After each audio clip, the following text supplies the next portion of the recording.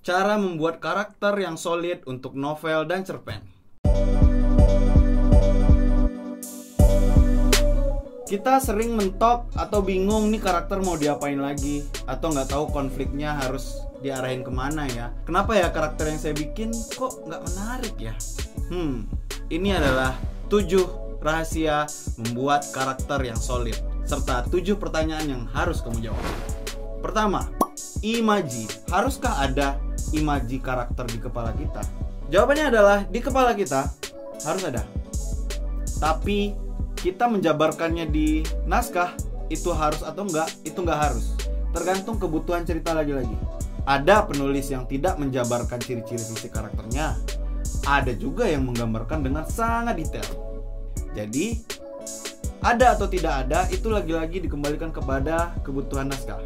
Boleh hanya ada di kepala kamu saja jika memang kamu ingin membiarkan pembaca berimajinasi, halu, membayangkan seperti apa karakter itu. Boleh juga kamu deskripsikan rambutnya, tinggi badannya, bentuk hidungnya, boleh. Yang kedua, motivasi karakter secara eksternal dan internal. Maksudnya bagaimana? Contohnya adalah dalam novel Melangkah ini, sebuah novel action ekonomik yang saya tulis. Tokoh utamanya adalah Aura. Aura seorang pelajar di Kota Kembang yang merantau dari Sumba Timur, kampung halamannya. Motivasi dia tuh ada 2 sebetulnya dalam cerita itu. Yang pertama adalah dia ingin memperkenalkan daerahnya yaitu Sumba Timur kepada teman-temannya. Itu kenapa setelah mereka tanding pencaksilat dan di masa liburan semester, Aura mengajak sahabat-sahabatnya untuk datang ke Sumba. Ayo dong main ke kampung gua gitu. Tapi motivasi internalnya dalam cerita ini adalah dia ingin membuktikan kepada orang tuanya bahwa dia membanggakan gitu. Kita kan sering melihat seusia 20-an atau mungkin 30-an mepet-mepet masih bingung menjawab pertanyaan bagaimana membuat orang tua kita puas atau bangga terhadap kita sebagai anak. Nah, Aura mencoba menjawab pertanyaan itu. Itulah yang menjadi motivasi dia dalam novel Melangkah. Atau misalnya kamu sedang membuat cerita yang cinta-cintaan gitu, kisah SMA. Motivasi tokoh kamu mungkin yang pengen dia perlihatkan ke orang-orang adalah dia pengen punya pacar, pengen punya gandengan. Padahal ternyata enggak itu motivasinya. Dia cuma pengen didengarkan. Dia cuma pengen punya bahu dan telinga. Sering kan kita di dunia nyata kayak gitu. Ayo ngaku, ada enggak? Dan yang ketiga, harus ada kelemahan dan kekuatan pada karakter kita. Pernah gak sih kamu baca cerita tokohnya ini serba sempurna?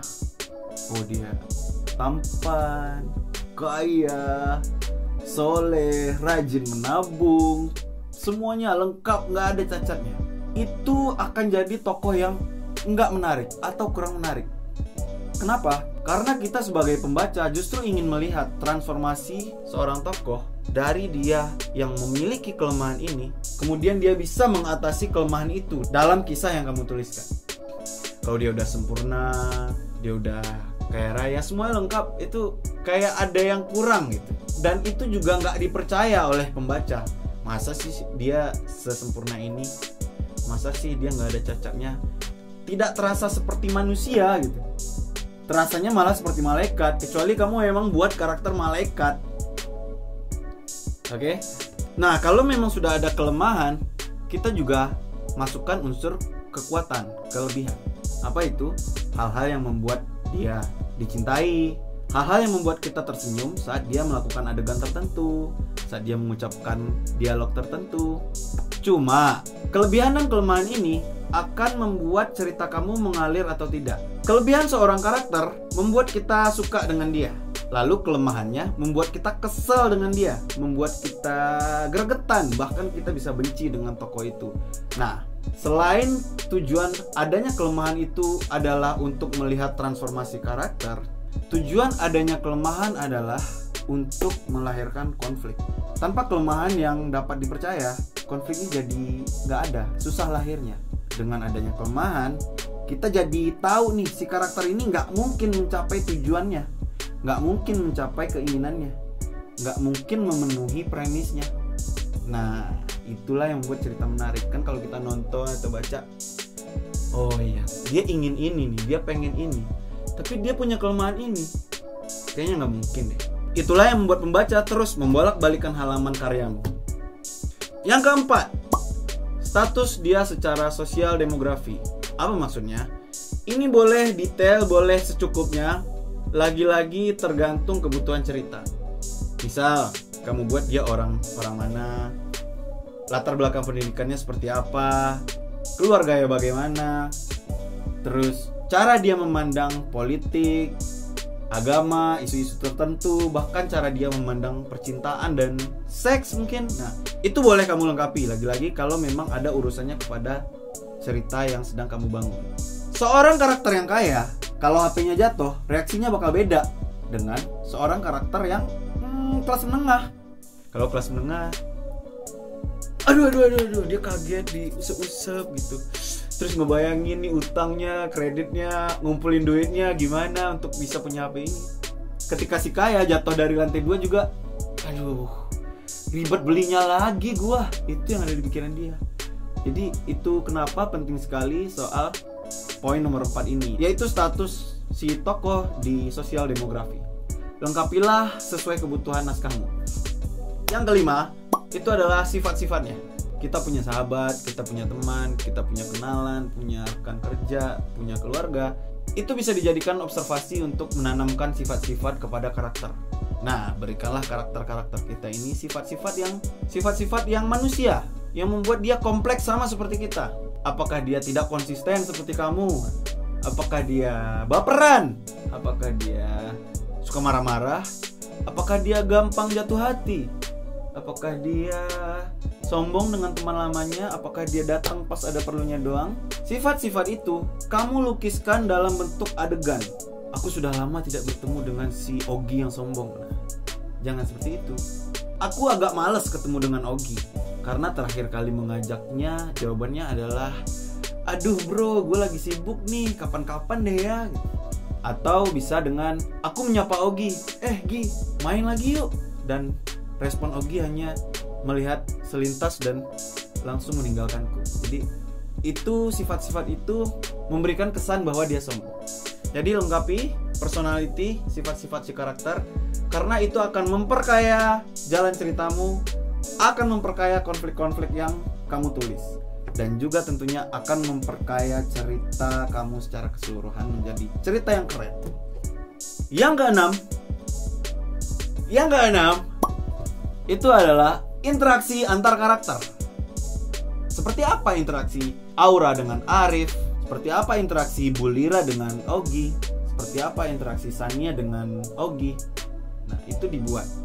Untuk novel serial Kami Bukan Sarjana Kertas ini, saya membangun interaksi antar karakter sebelum saya menuliskan naskahnya. Ogi ketika ketemu Bulira, otaknya mesum karena sifatnya adalah, atau habitnya adalah dia suka download bokep gitu, bisa. Beda ketika Randi ketemu dengan Bulira. Randi yang sangat obsesif untuk cakap dalam berbahasa Inggris, dia otomatis bicara bahasa Inggris Indonesia campur-campur. Beda lagi dengan Juisa yang gak punya kakak cewek. Ketika ketemu Bulira, reaksi Juisa itu ya seperti membangun seakan-akan Bulira itu kakaknya. Beda lagi dengan Cat, dengan Gala, dengan Randi, dengan Arko. Jadi ketika interaksi antar karakter itu sudah kuat, tanpa penjelasan ini yang ngomong siapa, kita udah tahu itu yang ngomong siapa. Kebayang gak maksudnya? Jadi ketika Bulira, aduh malu nih, atau Bulira, aduh gimana ya, aduh malu nih, aduh. Nah, itu kita udah tahu langsung bahwa yang ngomong kayak gitu adalah Ogi tanpa ada penjelasan. Terus kalau misalnya yang datang adalah, hello madam, how are you? Itu otomatis kita udah langsung tahu bahwa itu Randi. Terus kalau yang ngomong kayak gini, ibu ada waktu nggak? Saya lagi pengen cerita. Itu otomatis kepala kita membayangkannya adalah Juisa, karena dia pengen punya kakak cewek. Jadi bangunlah interaksi antar karakter itu ya. Boleh sepanjang penulisan kamu perkaya, boleh juga sebelum proses menulis. Yang ketujuh, yang paling penting sekali, sebelum cerita kamu mulai, sebelum halaman pertama kamu goreskan, yang perlu ada adalah backstory, dunia sebelum. Kalau di kelas menulis saya bilang berhenti menulis pada suatu hari. Kan kita sering tuh menulis cerita dengan pada suatu hari dia bangun, kemudian melihat jendela, kemudian mandi. Itu udah bosan teman-teman. Mulailah cerita dari bagian yang paling enak langsung, atau dari paling gak enak. Dengan kita punya backstory yang kuat, kita mulai bagian yang paling enak itu jadi gampang. Jadi Ogi sebelum dia kuliah di kampus UDA itu dia ngapain? Oh, dia dulu suka jadi bola, dia jaga bengkel sama bapaknya. Randi gimana, Gala gimana, dia dulu anak orang kaya, tidak boleh memilih kuliah di mana oleh orang tuanya, harus mengikuti keinginan ayah. Catherine yang selalu ada di bayang-bayang kakaknya, nggak pernah dianggap lebih baik daripada kakaknya. Bikin kejadian-kejadiannya apa aja sebelum cerita dimulai. Sehingga ketika kamu menulis novel kamu nggak bingung lagi, ini karakter diapain lagi ya. Kenapa backstory itu paling penting? Karena cerita yang ada di universe kamu boleh jadi lebih banyak sebetulnya di backstory-nya. Misal, novel Melangkah ini kan hanya kejadian saat liburan semester. Mereka berperang di Sumba menyelamatkan satu negara mereka dari mafia energi. Itu kan kejadian liburan satu semester aja. Tapi backstory-nya apa? Ya, mereka ikut latihan pencaksilat, mereka adalah mahasiswa ilmu ekonomi, ketemu dengan profesor, ikut kuliah umum, ketemu menteri. Terus tadinya mereka waktu SMA-nya gimana, latar belakang orang tuanya. Ada kejadian-kejadian yang menjadi titik sambung jauh sebelum cerita dimulai. Itu sangat perlu. Nggak harus ditulis, boleh ditulis, tapi karena itu bukan naskahnya, ditulisnya sesuai ala kadarnya aja atau sesuai kebutuhan. Oke? Udah 7 hal yang perlu kamu perhatikan ketika membuat karakter. Maka ini dia 7 pertanyaan yang harus kamu munculkan begitu 7 hal tadi sudah ada. Pertama, kan novel kamu ada tokoh A, tokoh B, tokoh C, tokoh D. Maka mari kita lihat, kita jujur pada diri kita sendiri. Kita lihat siapakah karakter yang perubahannya paling jauh dari A sampai Z. Kadang kita terjebaknya itu gini, oh saya sukanya sama karakter A, saya jatuh cinta sama dia, saya ngefans sama dia, saya nggak tega sama dia, sehingga kita paksain dia untuk jadi karakter utama. Padahal perubahan dia itu nggak seberapa dibanding karakter yang lain.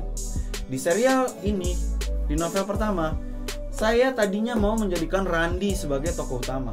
Saya egois. Setelah saya ikut berbagai kelas menulis, setelah saya ketemu editor, setelah macam-macam, ternyata yang paling cocok jadi tokoh utama itu ya Ogi. Nah, lalu bagaimana Randi? Randi baru cocok di novel kedua karena perubahannya justru paling banyak di sana. Di novel ketiga Arko, di novel keempat Bulira. Nah, jadi kesampingkan dulu ego kita lihat karakter mana yang paling jauh perubahannya. Pertanyaan kedua, apakah kelemahan karaktermu sudah bisa melahirkan konflik-konflik yang penting untuk ceritanya terus mengalir? Kalau ternyata kelemahannya itu nggak ngaruh-ngaruh banget, berarti belum cukup lemah, belum cukup menyebalkan, belum cukup ngeselin lah pokoknya. Jadi pastikan kamu menjawab pertanyaan itu, apakah kelemahan ini sudah bisa jadi mesin ya untuk konflik. Kalau keras kepala, bayangkan dia keras kepalanya seperti apa, di titik mana aja, di adegan mana aja. Kalau misalnya kelemahannya ngorok gitu, tapi itu nggak ngaruh sama cerita, berarti belum cocok kelemahan itu. Atau kelemahannya dia misalnya nggak jago main Free Fire, nggak jago main ML, tapi nggak ada urusannya sama cerita, jadi nggak berarti berarti kelemahannya. Cari kelemahan yang lain yang memang berurusan dengan cerita. Pertanyaan ketiga adalah, apakah kekuatan dan kelemahannya tadi sudah bisa membuat interaksi antar karakter yang asik, yang seru, yang aneh, yang usil, yang believable. Satu kelemahan dengan kelemahan berikutnya, satunya on, satunya keras kepala, itu ketika dibenturkan, waduh, muncul lucu. Satu karakter yang serius dengan satu karakter yang pemarah, ketika mereka ketemu hantu, gimana tuh? Kelemahannya beradu, apakah dia bakal nimpuk hantunya, atau dia nimpuk temennya, atau dia marah-marahin kenapa tadi lu jendela yang gak ditutup. Jadi kelemahan-kelemahan itu hendaknya menghasilkan interaksi yang menarik antar karakter. Pertanyaan kelima yang mesti kamu jawab, apa saja hal-hal yang akan menghalangi karakter utama mencapai tujuannya, serta kenapa sih dia masih gagal mencapai keinginannya itu. Itu sepaket tuh, itu satu hal yang sama. Kenapa dia masih kasih karakter utama ini gagal, dan apa yang bikin dia gagal. Jika di 10-20 halaman pertama dia gagal karena nggak mau dengerin nasihat orang, maka di halaman-halaman berikutnya boleh kamu gunakan alasan itu lagi, boleh tidak. Kalau tidak, cari alasan lain yang memang akarnya adalah kelemahan yang itu. Kalau dia nggak mau dengerin nasihat, berarti habis itu apa? Habis itu berontak misalnya. Masih boleh kamu menggunakan alasan bahwa dia nggak mau dengerin nasihat orang, tapi sudah terjadi eskalasi masalah. Maksudnya, kalau tadi nasihat yang nggak mau dia dengerin itu cuma nasihat, katakanlah nasihat di papan pengumuman, atau nasihat guru yang dia nggak terlalu sukai, atau nasihat satpam sekolah gitu gara-gara dia telat, maka makin ke halaman belakang yang dia nggak mau dengerin itu adalah orang-orang yang dekat sama dia ternyata. Ibunya, sahabatnya, teman satu meja. Kalau udah kayak gitu, lama-lama karakter kita akan ditinggal sendiri gara-gara kelemahannya, sehingga dia dipaksa untuk berubah oleh keadaan. Itu pertanyaan ke-5. Pertanyaan ke-6, si penulis harus bisa membedakan mana yang needs, mana yang wants. Needs alias kebutuhan, wants alias keinginan. Keinginan kamu mungkin punya iPhone 90, tapi ternyata kebutuhan kamu bukan punya iPhone 90, melainkan cukup mungkin HP biasa-biasa aja yang bisa menangkap memori kamu dengan sahabat-sahabat kamu, dengan keluarga kamu, atau yang bisa buka media sosial. Keinginan kamu mungkin punya pacar gitu, agar terlihat oleh orang, agar gak dibully lagi, agar ya macam-macam, agar kamu bisa pamerin. Padahal ternyata kebutuhan yang ada di dalam jiwa kamu bukan itu. Kebutuhan yang ada di dalam jiwa kamu adalah punya sahabat yang mau mendengarkan keluh kesah kamu, punya seseorang yang mau jadi bahu dan telinga untuk kamu. Pisahkan tuh keinginan dan kebutuhan. Kita ingin mobil yang mewah supaya perjalanan ke kantor tuh kayaknya keren. Padahal yang kita butuhkan adalah transportasi yang bisa mengantarkan kita dengan nyaman, dengan selamat, dan dengan tepat waktu. Terus contoh keinginan lain, kita ingin membawa orang tua kita keliling dunia, supaya padahal kebutuhan kita adalah hadir lebih banyak di kehidupan orang tua kita yang semakin menua.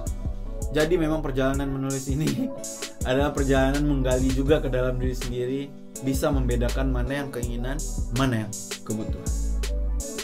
Oke. Yang ketujuh, dan ini sering sekali dilakukan oleh seorang penulis pemula. Bahkan beberapa teman-teman saya yang sudah punya karya juga sering melakukan kesalahan ini, tapi mungkin gak sesering penulis pemula.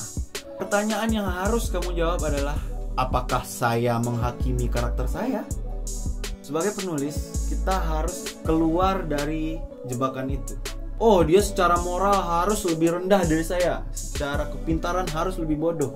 Enggak, kita boleh menghadirkan karakter yang lebih petakilan dari kita, yang lebih pintar, yang lebih nakal, yang lebih alim, boleh. Dan jangan menghakimi dia dengan standar kita. Oh, masa lu kayak gitu bisa? Gak mungkin gue bikin lu bisa kayak gitu, orang gue aja gak bisa. Jangan. Ya elah, lu kan anak cupu, gak mungkin lu pergi main ke sana. Atau gak pas lah sama lu situasi-situasi yang kayak gini, gak pas lah sama lu dialog yang seperti itu. Jangan. Kita harus berpikir dengan cara si karakter itu, dengan cara masing-masing karakter. Jangan hakimi mereka. Jangan berusaha terlihat lebih dari karakter kita. Setialah pada background story-nya, setialah pada premisnya, setialah pada kelebihan dan kekuatannya, setialah pada jati diri si karakter. Oke? Tips bonus. Siap untuk tips bonus ini? Oke. Kamu sekarang bayangkan 3 karakter di kepala kamu. Udah? Bayangkan 3 karakter. Siapa aja teman kamu, sahabat kamu, atau kamu hadirkan sendiri tokoh baru dalam imajinasi kamu. Lalu yang harus kamu lakukan adalah bawa dia ke keseharianmu. Kamu pergi sekolah, pergi kerja, bawa dia, ngobrol dengan dia di kepalamu. Lu udah beli tiket belum untuk kereta? Guru nyariin kamu tuh ke kantin, yuk. Kamu apa kabar? Kamu mau ngopi? Kamu mau ngechat seseorang? Kamu mau mandi? Bayangkan dia ada, atau seenggaknya bayangkan kamu berinteraksi dengan dia, menyampaikan pada dia. Maka 3 karakter itu masing-masing akan memberikan reaksi yang berbeda-beda. akan memberikan dialog yang berbeda-beda. Satu mungkin ngetawain kamu, satu mungkin nyemangatin, satu mungkin cuek. Salah satu guru menulis saya bilang, kita harus menyediakan waktu untuk halu. Kita harus membangun komitmen dengan diri kita sendiri dan ide-ide yang ada di kepala kita untuk menghayal. Dengan begitu, ide-ide itu akan datang sendiri tuh ke karakter-karakter itu dan masuk ke sini. Itu tips bonusnya. Oke, terima kasih teman-teman. Semoga kamu bisa memulai karir kepenulisan kamu. Jika ada lagi yang kamu tanyakan tentang dunia menulis, silahkan tulis di bawah. Jangan lupa juga untuk subscribe. Dukung saya untuk mencapai 25.000 subscriber sebelum tahun 2021 berakhir. Tulislah sesuatu yang bahkan engkau sendiri akan tergetar apabila membacanya.